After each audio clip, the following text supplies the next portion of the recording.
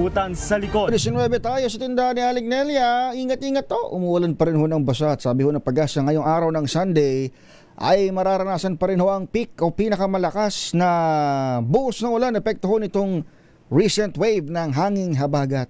Ang binabanggit kung ano hong naranasan natin kahapon, sabi ho ni Miss Veronica Torres ng Weather Bureau, malamang sa malamang, yun din ho yung maranasan within the day. Iba yung pag-iingat to at sana ay hindi na ho matuloy itong ganito hong banta. Lalo-lalo na dito sa mga kababayan natin na malapit dito sa mga daluyan ng tubig, tulad na lamang sa Tuliahan River at sa Marikina River.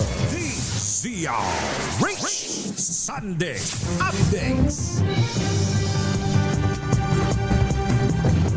Umabot na sa 437 passengers, truck drivers at cargo helpers ang na-stranded sa mga pantalan sa Western Visayas, Bicol at Southern Tagalog dahil sa masamang lagay ng panahon, epekto ng hanging habagat.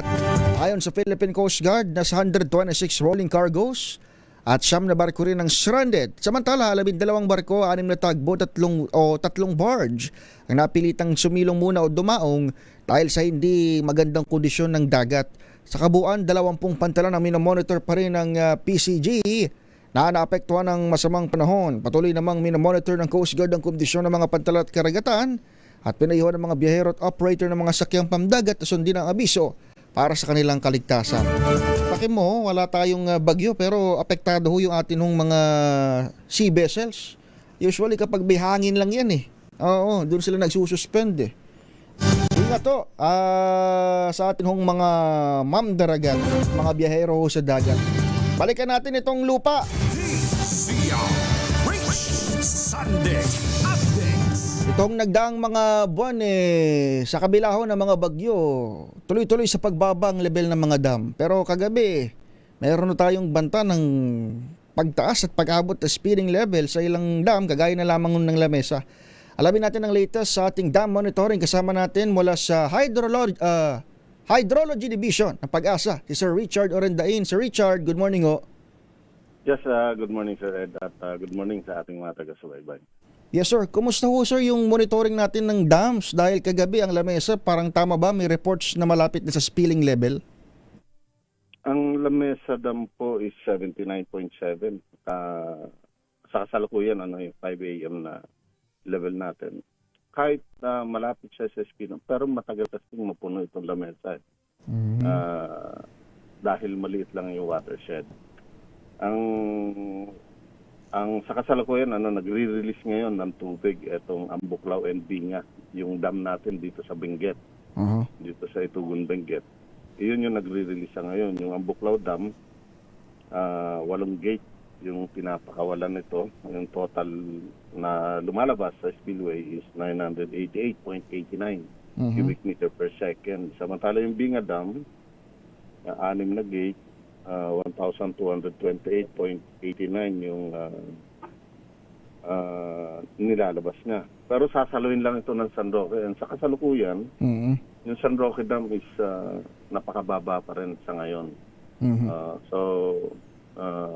Malaking tulong ito dito sa San Roque Dam. Dahil nga sobrang baba ng San Roque Dam. While yung Angat Dam, Ayan, oo. sa kasalukuyan, kanina alas 4 ng madaling araw, 160.98, halos tumaas na siya ng 2 metro.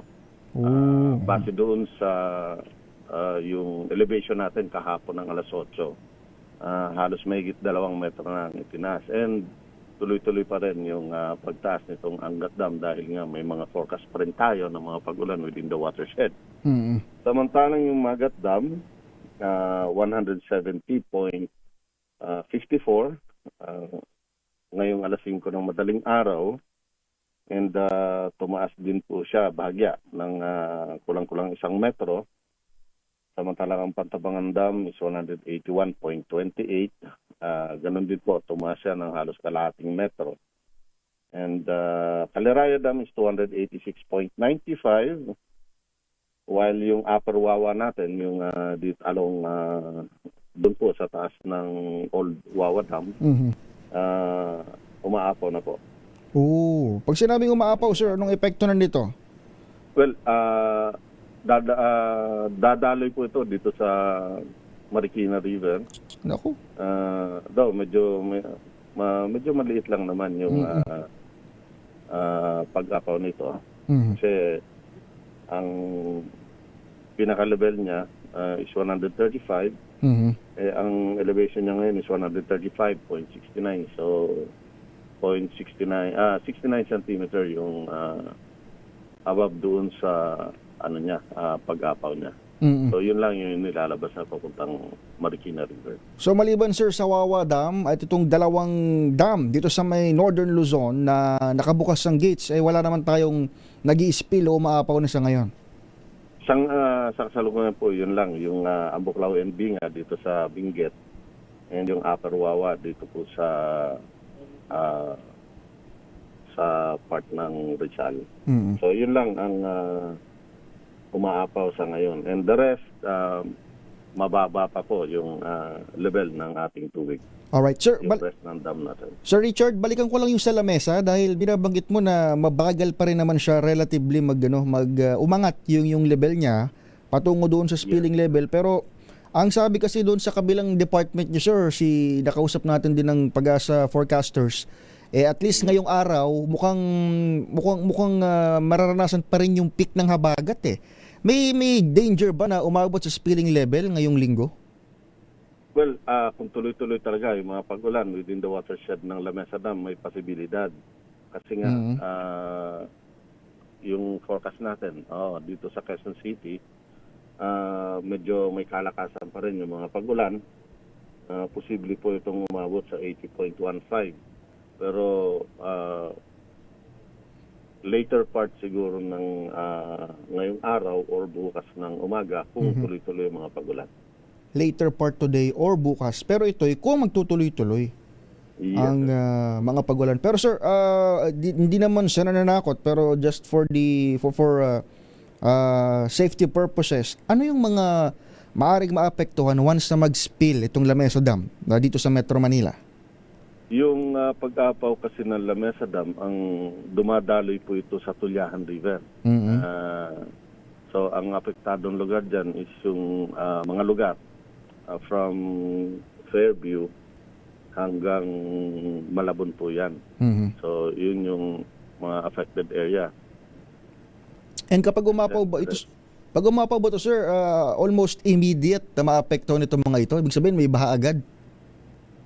May possibility po kasi yung level ng ilog natin along Tulyahan River is medyo mataas na, and yung ibang mga station natin na nakalagay dyan along Tulyahan River is umaabot ng critical kahapon.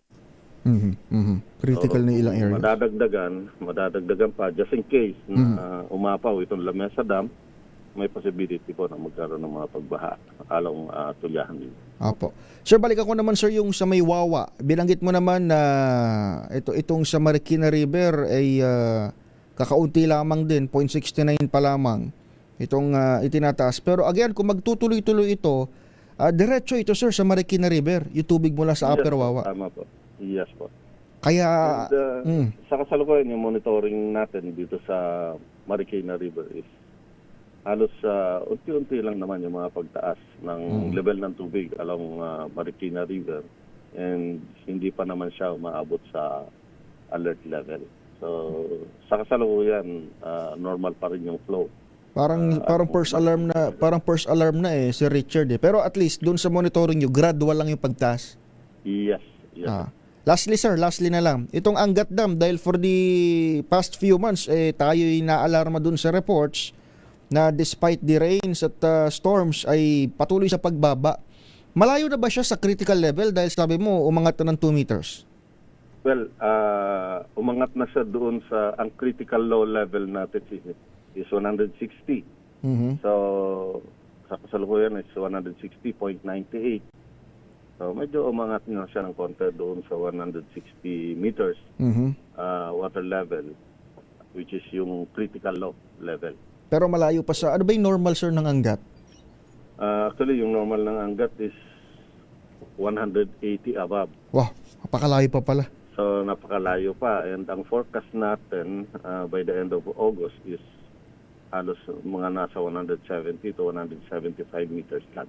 Oh, sir, ano nangyari sa Angat? Bakit sumadsad ng husto itong water level dito? Gayong ulan ng ulan naman dito sa Metro Manila. Well, kapag delay, yung halos delay yung mga pagulan within yung habagat nga, halos delay, nag-start yung pag-angat ng Angat Dam is halos last week na ng July or first week ng August. Doon lang siya nag-umpisang umangat.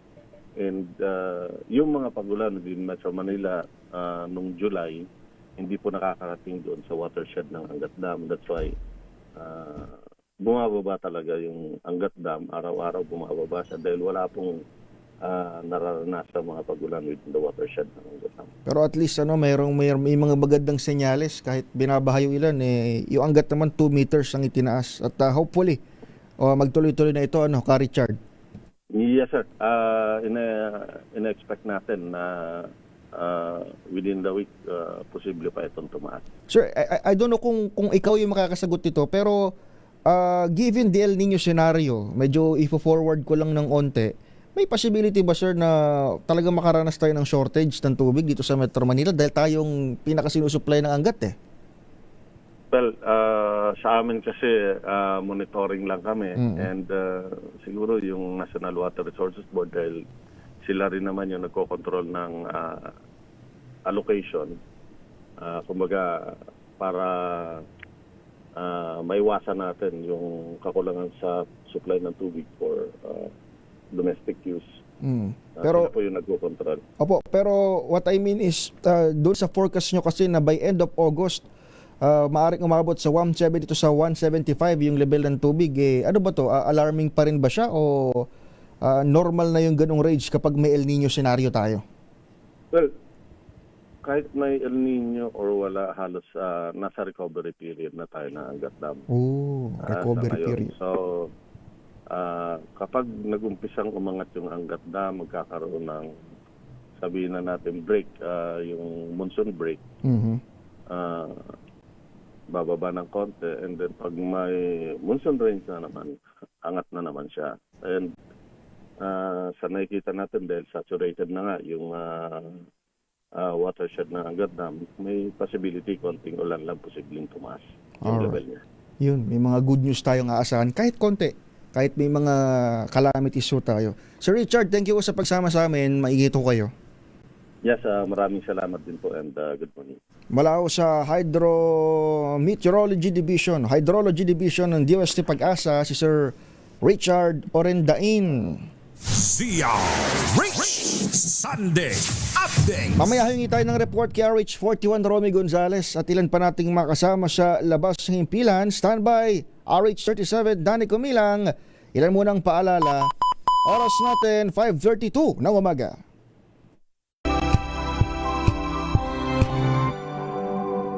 Sa lahat ng bagay, simula pa lang, siguraduhing max protection na. Kasi pag kulang ang proteksyon, baka madaling masira. Sa ngipin, dapat may max protection din. Max Alaga ng Unique Toothpaste. With Max Protect Formula, help stop cavities before they start, while keeping breath fresh. Try Unique Maximum Fluoride Protection. Para Max Alaga, Max Protektado. ACS. May arte? May budget? Akala nyo lang yon. So solid! White Rose Papaya, wow! White Rose! White Rose Papaya, wow! White Rose! White Rose Papaya! May glow up with a White Rose Papaya! White Rose Papaya! May puti power times 2 kasi may papaya at niacinamide. May shea butter and tea tree oil pa. Kutis sulit ang glow up! Glow up with a White Rose Papaya! White Rose Papaya! Kutis sulit ang glow up! ACS!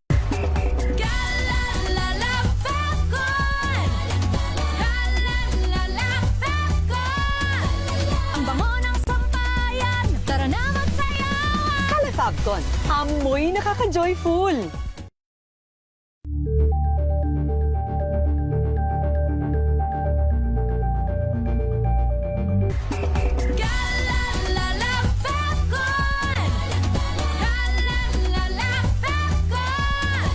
Ang bango ng sampayan, tara na magsayaw! Fabcon, amoy nakaka-joyful!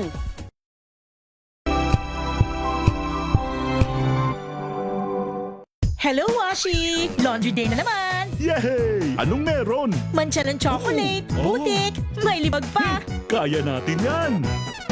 With Pride Washing Machine Detergent, may triple stain-away formula. Tanggal ang makapit, madikit, at madupit na dumit mancha. Kaya easy-easy ang labada. Mula noon hanggang ngayon! All you need is pride. All you need is pride. ACS. Maulan man, no worries na amoy kulong ang damit. Charm Fab Con. Bangong kumakabloom. Tanggal amoy kulog sa bango ng charm. Kaya gamit ko, Charm Fabcon with Bloom Fresh technology. Kills 99.9% of kulob-causing bacteria. May aroma burst pa of thousands of flowers and berries. Ang sampay sa loob, no amoy kulob. Bangong kumakabloom sa charm. Charm Fabcon. ACS. Tinesting, sinuri, siniyasan. Ang resulta? Super effective ang Shield sa pagpatay ng bakterya at virus. Shield Antibacterial Soap. Believe ang mga eksperto sa Philippine Nurses Association. At si Mami, Tiwala ako sa Shield. Shield Antibacterial Soap. Napatunayang mabisa. Ang mga nurse, tiwala. ACS. Galalala Fabcon. Galalala Fabcon. Ang bango ng sampayan. Tara na magsayawan. Kala Fabcon, amoy nakaka-joyful.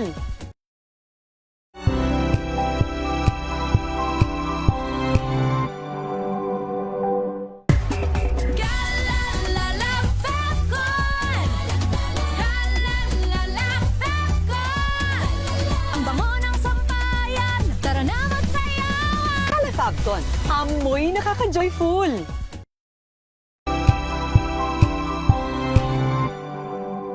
Curious ka ba sa maraming bagay? Kami na ang bahala dyan. Aalamin, tutuklasin at bibigyang linaw namin ang mga katanungang bumabagabag sa inyong isipan. Sa programa kung saan ang bawat sagot ay galing lamang sa mga eksperto. Ang Expert's Opinion, tuwing linggo 3:00 ng hapon, dito lang sa DZRH TV.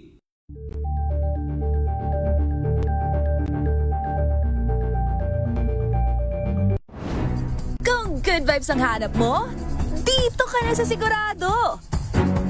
Mula sa mga istoryang nagbibigay ng inspirasyon hanggang sa mga kwentong may dalang solusyon.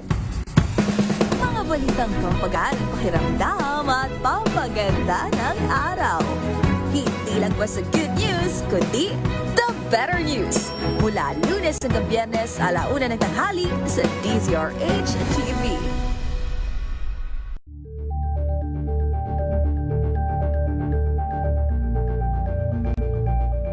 Sa pagbabalik tanaw sa 87 taong legasiya ng DZRH, napagtagumpayan na ng kauna-unahang himpilan ng radyo sa Pilipinas ang iba't ibang pagsubok, kabilang na ang bangungot noong panahon ng ikalawang digmaang pandaigdig. Impormasyong naihatid ng himpilang KZRH ang siyang naging kaagapay ng mga Pilipino at nakasama hanggang sa nakamit ang kalayaan. At nang muling mapas sa kamay ng mga Pilipino ang kasarinlan, nagbukas din ang panibagong lugto para sa Rich Sunday Update. Alas 5:38 na maulang umaga ng linggo.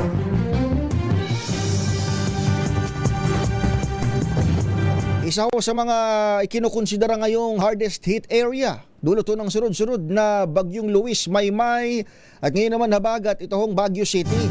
Sa katunayan, marami hong mga kalsada papunta ng Baguio, paakyat to sa kanilang probinsya ang apektado nito hong mga pagguho ng lupa. Habang may mga tuloy-tuloy pa rin hong mga pag-ulan. Bati ho dito sa mga comments ho sa atin. Alamin nga natin ang sitwasyon dyan mismo sa Baguio City. Nakatutok pa rin sa RH41 Romy Gonzales. Romy, kumusta dyan? Maghapon at magdamag ay binabayo pa rin itong Baguio City na napakalakas na buhos ng ulan. At talagang maraming areas dito ang rinespondihan ng City Disaster Risk Reduction and Management Office sapagkat napakaraming mga pagbaha, may mga pagbasa mga kalsada, meron din mga bahay na pinasok na rin ng tubig baha, at merong mga inilikas na mga kababayan po natin sapagkat pinasok na rin ng baha, dulot nga yung tuloy-tuloy na pagbahas pa, particular dyan sa may Siricap Lagoon na medyo tumaas yung tubig baha dyan kahapon.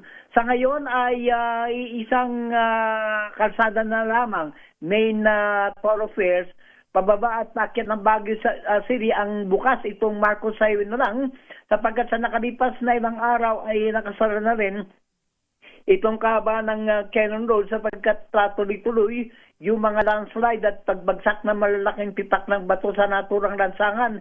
Yung Nagilian, base sa advisory kahapon, ay napaka-delikado yung area ng Kalut, yung Banangan area, yung sinking area, sapagkat hindi na rin ipinapayo ng ating mga authorities, particular yung DPWH sa kanan na malalaking o yung heavy equipment, yung mga malaking truck, mga malaking sakyan, sapagkat muling bumigay yung sinking area kung kahit pahirapan yung pagdaan ng ating mga motorista, lalo na yung talagang araw-araw na bumabiyahe. Hanggang kagabi ay nabuksan nila ng one-way yung area ng Nagilian Road, subalit ipinapayo nga ng ating mga authorities na kung hindi importante yung pagbiyahe nila, pag-akyat ng Baguio, medyo ipagpaliban na muna sapagkat napakasama pa rin ang panahon at nahihirapan itong ating mga maintenance crew na ayusin yung naturang lansangan.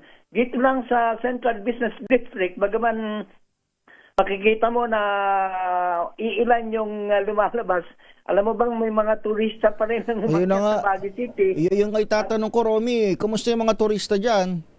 Oo. Alam mo, sarado lahat yung mga turist pa sa Baguio simula pa kahapon at dulot nga ng tuloy-tuloy na pag-ulan. Sumalit may ilan nga na umakyat pa rin at sabi nga nila ay mas gusto na nilang mamasyal pag ganito sapagkat ito yung nakikita nila yung talagang anyo ng Baguio sapagkat malamig, very foggy yung mga dating tourist spots. Subalit pinapayuhan nga itong ng City Government of Baguio na sana ay kung pwede ay wag munang mamasyal ngayon sapagkat napakadelikado. Alam mo ba yung Burnham Lake? Yung hindi pa gawa, merong ang kanyan naligo ng mga turista. Grabe nga, sabi nga namin hindi pa nga bukas yan, pero dinumog na yan at talaga namang nag-i-enjoy sila. Pero hindi ito ina-advise ng City Government of Baguio sapagkat sarado pa rin yung naturang tanyag na Burnham Lake kung saan ay pwedeng magbangka. Just the same, sa ngayon, ay nagmo-monitor din tayo sa iba't ibang area, subalit nahirapan kasi tayo, Adniel. Mula pa kagabi, meron ng power interruption sa iba't ibang lugar dito sa Baguio. Dito nga sa amin walang ilaw mula pa kagabi. Kung kaya hirap na hirap tayo ngayon dahil namangarap ng mga balita. But just the same, meron pa namang konting dumarating. Pero ang hirap kasi pag walang ilaw, siyempre, yung mga kababayan po natin ay talagang mangangapa, lalo na ganito pa rin ang sitwasyon, hirap na hirap sila, at talagang yung mga danger area, lumikas na muna pansamantala para nasa ganon ay pahupain muna itong tuloy-tuloy na pagbuhos ng ulan dito sa Baguio City at iba pang lugar dito sa Cordillera Region. At nais natin banggitin pala yung Sinan area kung saan nangyari yung landslide na kinasawi ng 2 katao kagabi, ay nagkaroon ng mudslide kung kaya't nagkakaroon ng tuloy-tuloy na clearing operation. Itong ating Provincial Disaster Risk Reduction Management Office katuwang itong maintenance crew ng DPWH nang sa ganon ay makadaan yung ating mga vegetable farmers nagdadala ng kanilang produkto mula sa kanilang farm sa Catwalk at Bugyas patungo sa trading post sa Trinidad Benguet na maging sa strawberry farm ay talaga naman binaha na rin, nagmistulang alawan na rin yan dahil talagang bumigay na rin yung mga flood control na nakalagay sa naturang tanyag na strawberry farm. So yan muna ang latest na update dito sa area ng Baguio City na talagang nakakaranas ngayon ng power interruption. Ito si RH41 Romy Gonzalez para sa GCR8. Una sa Pilipinas, una sa Pilipino. Rich Sunday Updates. Maraming salamat at ingat kayo dyan, RH41 Romy Gonzalez. Ito pala kuryente, apektado pa rin dyan sa Baguio City. Samantala, dito naman sa Metro Manila, itong Zapote Junction, baha pa rin dito sa bahagi ng Las Piñas. Ang mga light vehicles hindi pa rin makadaan. Wala pa kagabi nagbabantay dyan sa RH27 Noche Kakas. Noche, magandang umaga. Kumusta ang sitwasyon? Ako, Ednel, hindi maganda yung sitwasyon para sa mga motorista at residente nitong barangay Zapote dahil as of this time ay lubog pa rin sa tubig baha. Halos lahat ng compound dito sa barangay Zapote Las Piñas ay lubog pa rin sa tubig baha. May mga lubikas na kagabi pa lamang ay ginawa ng evacuation center itong Zapote Elementary School dahil sa mahigit 50 pamilya ang nagsilikas dulot nga ng mataas na tubig baha sa kanilang bahay. Meron ding mga buntis, senior citizen at meron ding baby Ednel na kasama sa paglikas ng kanilang pamilya. Yung ilalim ng Alabang Zapote flyover, yung Zapote Junction kung tawagin, ay hindi pa rin na madaanan sa light vehicles. Pero yung kagabi, halos lahat ng sasakyan hindi makakadaan, maging yung truck, ganon kataas yung tubig baha. Pero this time, nung madaling araw, humupa ng bahagya, pero yung heavy vehicles lang yung makakadaan tulad ng bus, truck at yung matataas na mga sasakyan. Yung light vehicles, maging yung van na mga Nissan Orban, mga Toyota Orban, lahat na Toyota Hi-Ace ay hindi makakadaan, lalo na yung mga kotse at motorsiklo. Yung kanina may mga pumilit na dumaan ng mga nakamotorsiklo, may mga nakakotse, pero tumirik sa gitna. Kaya ayun, tinulak na lang mga kabataan na dito sa Zapote Junction. Gumamit na sila, dumating na dito, nag-rescue na yung heavy equipment ng DPWH. Ginamitan na nila ng pang-sip-sip ng tubig baha, patapon ng ilog. Pero ang nakikita kong problema, dahil yung waterways ng pinaka-outlet papunta ng ilog, yung tubig, mga drainage, lagpas pa yung tubig ilog doon. Kaya I don't think kung masisip-sip nila kasi parang bumabalik lang din yung tubig. Dahil yung ilog kasi at yung mas mataas yung tubig sa ilog kaysa yung tubig sa baha dito sa Zapote Junction. Kaya mas problema lang kung ewan ko lang kung marami silang gasolina o krudo, ayun, tuloy-tuloy lang yung kanilang pagsipsip. Pero kung aabutin na naman ito ng high tide, mas lalong problema dahil kung tubig galing ng Manila Bay, papasok na yung tubig dito sa mga ilog. Yung Bacoor, ganun din, ay baha pa rin, lubog pa rin sa tubig baha. Ang daming stranded kagabi hanggang ngayon. Yung ilang commuters na pauwi ng Naik, Cavite, maging papuntang Caloocan, stranded pa rin, nagpalipas na ng gabi sa Zapote Elementary School. Doon na sila nakisilong muna pansamantala habang tuloy-tuloy naman yung assessment ng DSWD ng Las Piñas para matugunan yung pangangailangan dahil halos lahat ng mga residente ng barangay Zapote na lubog sa tubig baha. Ganun din yung area ng barangay Pamplona 1. May mga areas din na lubog din sa tubig baha, lalong-lalo na yung GP Rizal, yung Balagtas. Yung malapit sa ilog, yung pagitan ng Bacoor at Las Piñas River ay yung Prinsa Dam, nagpakawala kagabi, halos umapaw na, nag-overflow na yung tubig. Kaya yung tubig sa ilog ay wala nang mapuntahan dahil barado na rin ang Manila Bay. Hindi na rin makakalabas yung tubig sa ilog. Kaya ang nangyari, naghanap ng mababang lugar yung tubig sa ilog. Kaya ito ang pinaka natamaan na Idniel, nasa pool itong barangay Zapote dahil ito yung pinaka catch basin, tuwing sumasapit yung ulan, bagyo, ito yung pinaka catch basin dahil yung ilan na mga matataas na lugar na dito sa Las Piñas, dito bumabagsak yung tubig sa ilog at yung barangay Zapote ang pinaka low-lying areas ng Las Piñas, kaya sa pool sa tubig baha. Yung mga motorista, mga riders, lalong-lalo na yung mga delivery riders natin, kamot ulo na lang dahil akala nila madadaanan na itong Zapote Junction, pero as of this time, hindi pa rin madadaanan. Although yung mga heavy equipment vehicles lang yung makakadaan tulad ng truck, bus at iba pang matataas na sasakyan ang tanging makakadaan na lamang. Ang natin dito, panawagan yung mga residente, yung mga nabahaan, yung mga nagsilikas, yung almusal, yun, kumakalam na yung kanilang sigmura at ito naman yung Las Piñas City LGU ay nakahanda na at hinahanda na yung kanilang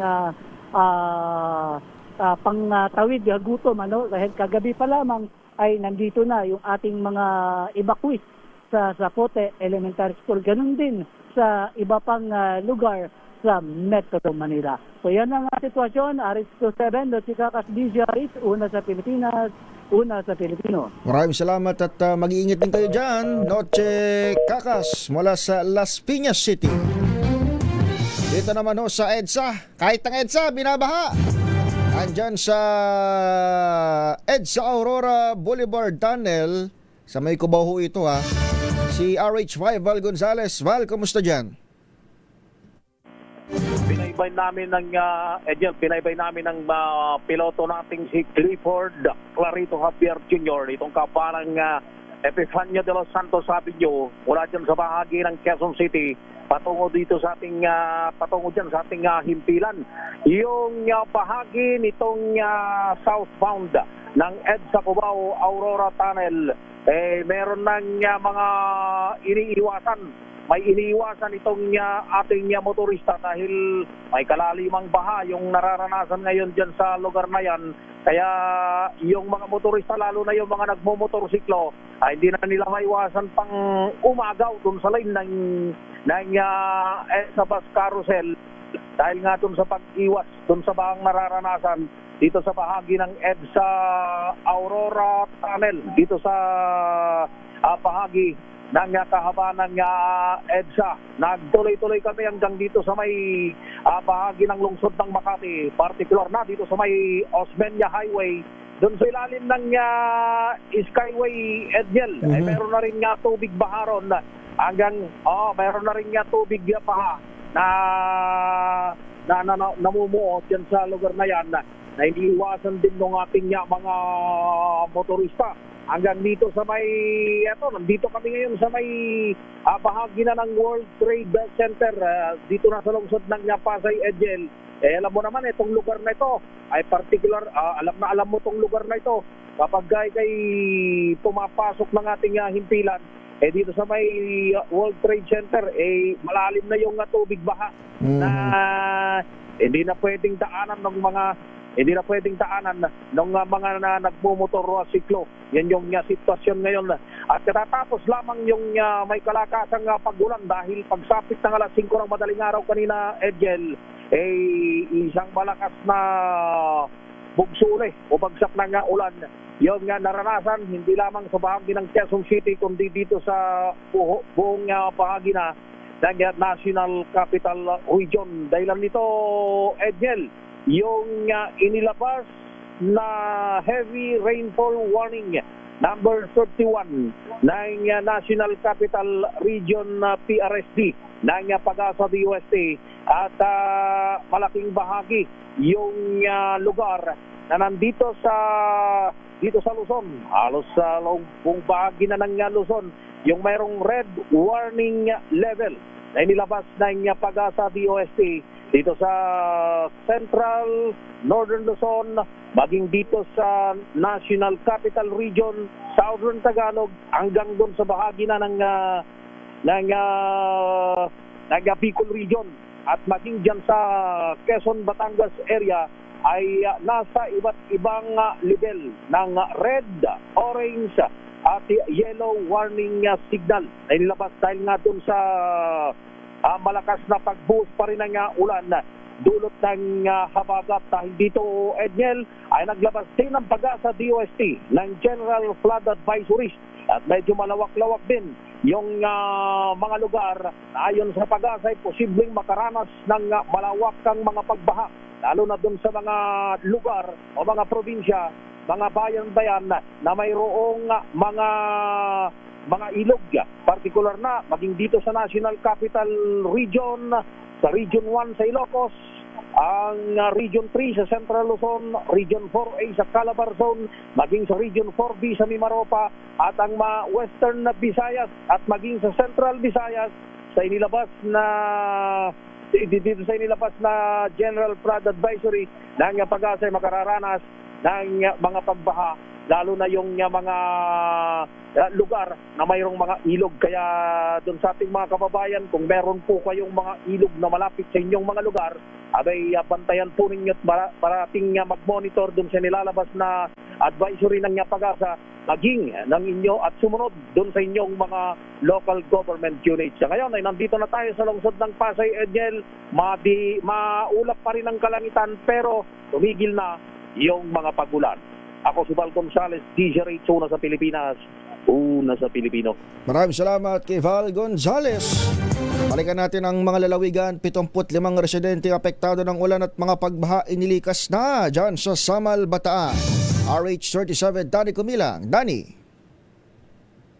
Angel, hindi na hinintay ng Bataan Police Provincial Office na lumala pa ang sitwasyon sa gitna ng patuloy na pag-ulan dulot ng tropical depression Maymay at pinalakas na habagat. Agad na isinagawa ng PNP ang pre-emptive evacuation sa Barangay San Juan, Samal, Bataan kahapon.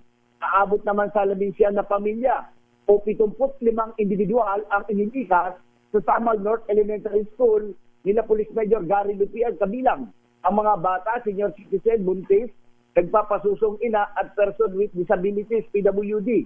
Atuang ng pulisya ang Bureau of Fire Protection, BFP, barangay official at barangay peace and order team BIPAS sa operasyon sa lugar. Samantala, nagsagawa rin ng clearing operation sa barangay Palili, Samal matapos harangan ng malalaking sanga ang karsada upang maiwasan ang aksidente. Patuloy namang naka-alerto ang Bataan PNP sa pamumuno ni Colonel Marte Salvadora kasabay ng mahigpit na koordinasyon sa mga lokal na pamahalaan at iba pang ahensya. Samantala, nakapagtala rin ng pagbaha sa ilang bahagi ng Hermosa, Dinalupihan, Turani at Maribeles, bagamat unti-unti nang bumababa ang tubig sa ilang lugar habang humihina ang ulan. Mensahe ng mga otoridad, mas mabuting lumikas ng maaga kaysa naman malagay sa panganib ang buhay. Igdagdag ko lang, Angel, mag-iingat ang lahat ng motorista, lalo na ang mga nakamotorsiklo, dahil maraming nagsulputang sira ngayon o butas sa mga karsada, partikular nga sa kahabaan na Roman Highway ng Bataan. Ayan ang ating situation report. Dani Kuntina, S37, DCRH, una sa Pilipinas, una sa Pilipino. Maraming salamat. Isa rin sa mga pinakamatinding tinamaan itong area ho ng Zambales at Bataan. Ingat kayo dyan, RH37, Danny Kumilang. Susunod ng Mega Balita Linggo kasama si Val Gonzales. Ako naman ho si Edniel Parrosa. Stay dry. Oras natin, 2 minuto bago mag-alas 6.